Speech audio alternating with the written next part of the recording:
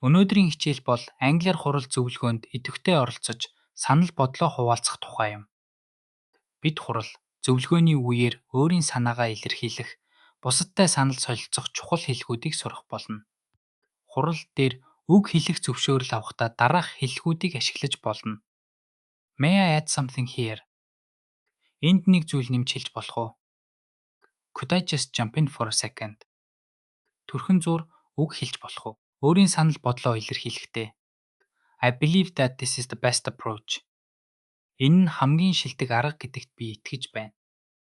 In my opinion, we should focus on marketing. Миний бодлоор бид маркетингтээ анхаарах ёстой.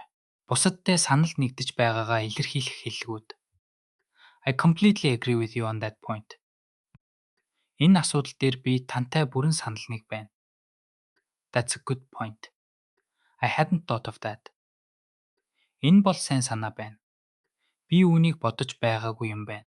Санал зурж байгаа ч ээлдгээр илэрхийлэх нь чухал. I see your point. But I have a slightly different perspective. Би таны саналыг ойлгож байна. Гэхдээ надад бага зэрэг өөр бодол байна. I'm not sure I entirely agree with that. Би үүнтэй бүрэн санал нэг байна гэдэгтээ итгэлгүй байна. Шин санаа шийдэл дэвшүүлэхтэй. What if we tried a different approach? Бид өөр арга хэрэглэж үзүүл яасан бэ? I suggest we allocate more resources to this project. Энэ төсөлд илүү их нөөц хуваарлахыг би санал болгож байна. Бусдын санааг тодруулах эсвэл асуулт асуухын тулд. Could you elaborate on that point? Та энэ санаагаа дэлгэрүүлж өгөхгүй юу?